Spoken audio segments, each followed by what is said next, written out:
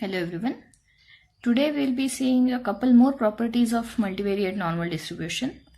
We have already seen a few properties like distribution of the subvectors and then conditional distribution. Now we will go for few more properties. So one of the important properties of multivariate normal distribution, which is also used in goodness of fit, is actually about the distribution of the quadratic form. So what I have is y, which is p-variate normal vector with mean mu and variance covariance matrix sigma. Then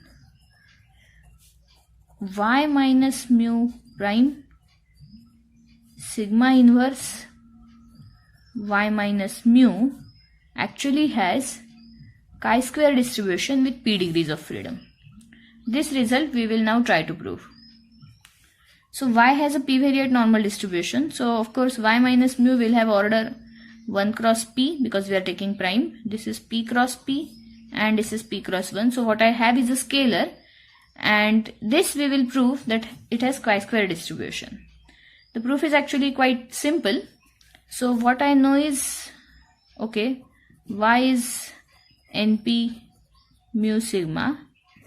We actually derived PDF of y using the fact that y can be expressed in terms of standard normal multivariate vector.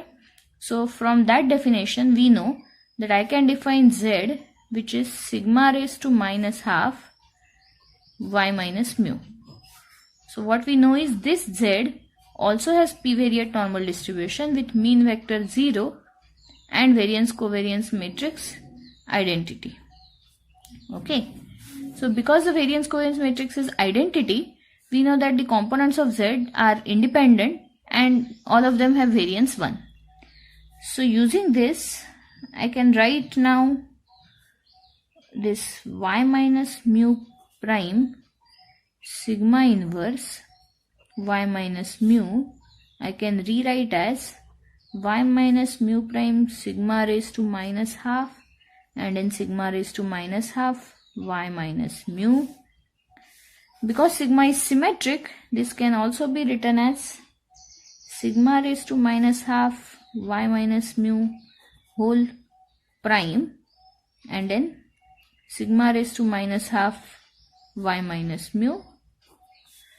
What we know is this is nothing but z prime z, and z prime z would actually be summation I going from 1 to p zi square, because dot product of a vector with itself I can write as this.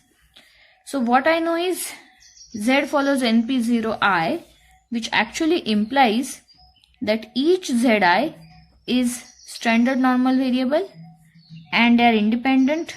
So basically zi's are IID normal 0 1. So using the univariate properties, I know that this would become chi-square with p degrees of freedom, because this is how actually we define chi-square distribution as sum of squares of standard normal random variates. So this is a simple property which tells me that distribution of a quadratic form for a normal vector is chi-square with p degrees of freedom. This we will also use in checking goodness of fit. So we are going to use it to draw a QQ plot for multivariate normal vector. So this is an important property, we should always keep it in mind. Now let me go to another property. The next property of multivariate normal distribution that we are going to study is about linear combination. So if I have one vector, then we know that its linear combination has univariate normal distribution. But now suppose I have multiple vectors. So I have w1, w2, wn. Each of them is a p cross multivariate normal vector, and we are going to assume that they are independent, but they need not have same mean or same variance. So I will say each wi follows p-variate normal with mean vector mu I and variance covariance matrix sigma I. So if I have these, then what can I say about summation ai wi, I going from 1 to n, where each ai is some real number.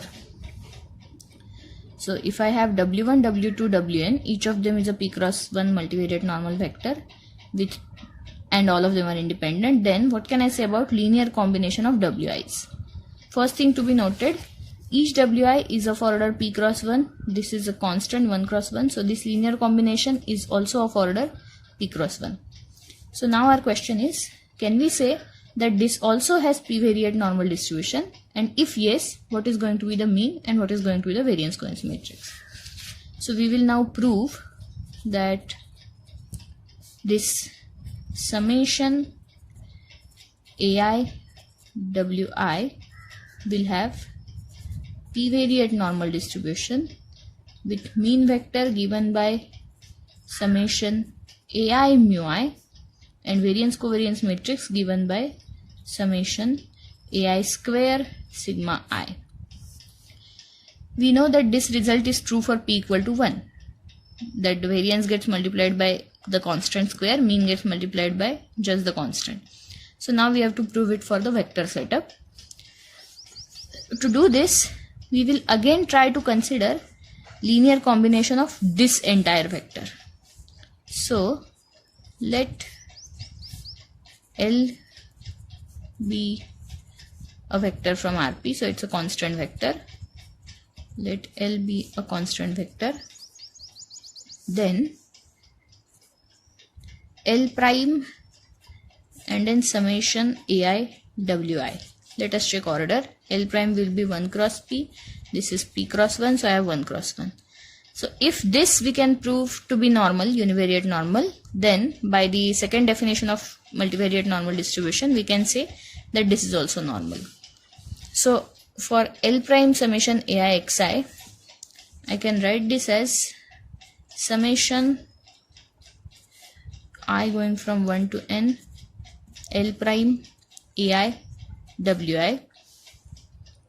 We also know that ai's are constant, so this again can be written as summation I going from 1 to n ai L prime wi. And now because each wi is multivariate normal, L prime wi, which is of order 1 cross 1, and we know that L prime wi will be univariate normal with mean L prime mu I and variance covariance matrix L prime sigma I L. I don't know if you have noted, but here each mu I is a vector because now mu I is a mean of wi. So this is not component, this is not a scalar component, each mu I is a vector. So L prime wi will have univariate normal distribution with mean L prime mu I and variance covariance L prime sigma I L. As a result, this becomes linear combination of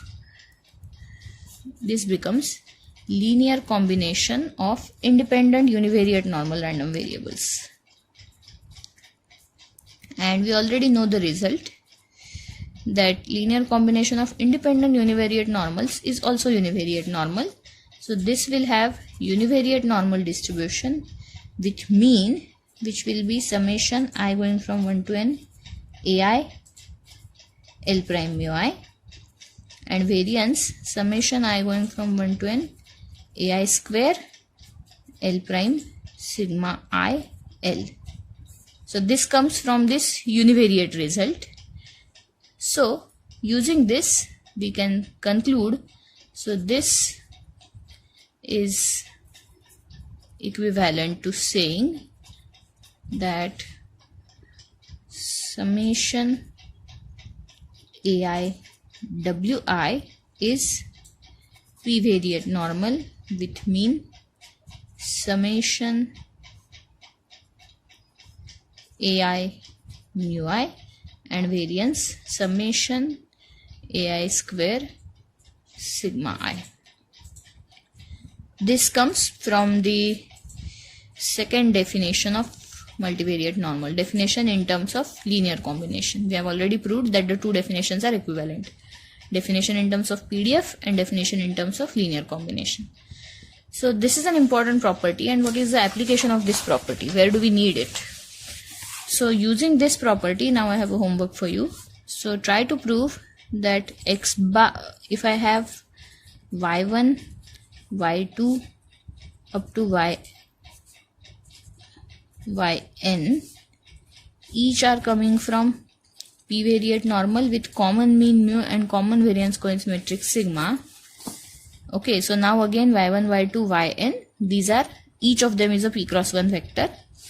So it's a sample actually, IID. So basically it's a sample from np mu sigma. Then I define y bar as 1 upon n summation I going from 1 to n yi. So distribution of this y bar is going to be np mu and sigma by n. So this is a homework. This uses the earlier property, nothing else. So exactly using this earlier property we get this result. So these were the properties of multivariate normal that we want to study. We have already studied one property which says that covariance being equal to 0 is equivalent to independence in the case of joint distribution is multivariate normal. This property we have already studied, but you have to remember that just marginals being normal is not enough. Marginals being normal, this is not enough for getting the above equivalence. So for emphasizing this, we have one example. Let x be normal 0, 1. Okay, let me define another random variable y as minus x if mod x is less than or equal to c, and plus x if mod x is greater than c. For every c you can prove that y also becomes normal 0, 1, because y is actually minus x, so it can be easily established that y becomes normal 0, 1 for every c. And further, correlation between xy turns out to be a continuous function of c. Okay, if c goes to if c is equal to minus infinity, if you put, then you will know that y is actually equal to x. This would imply that correlation between xy is a perfect positive correlation 1. So if c is equal to minus infinity, then y is equal to x, so correlation is 1. If c is equal to plus infinity, then y is equal to minus x, so correlation between xy is perfect negative correlation, that is minus 1. And we already said that correlation is a continuous function. Therefore, by intermediate value theorem from real analysis, we can say that correlation between xy has to be 0. So there exists some c in R such that correlation between xy is 0. Okay, but as you can see from the definition, x and y are not independent. Okay, how do you verify this? I would suggest an R exercise. So take R as normal 0, 1, take x as normal 0, 1, define some c for that c. So take a sample on x coming from normal 0, 1, fix c equal to some constant, say big constant, say minus 1000, then generate a sample on y. Okay,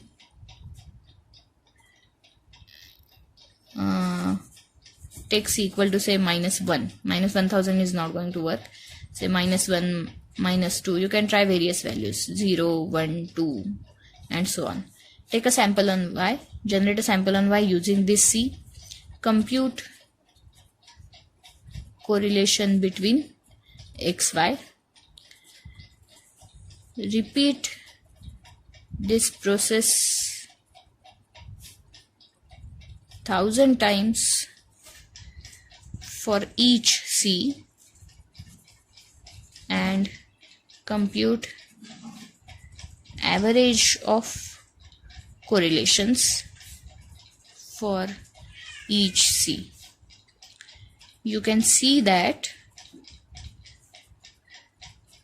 for C approximately equal to 1.55, correlation between X and Y will be 0. So this is a homework exercise. Try to do it. Try to see if you can theoretically prove this. Okay. So these are all properties of multivariate normal. We have to study estimation also, but that we will study in the next lecture. Thank you.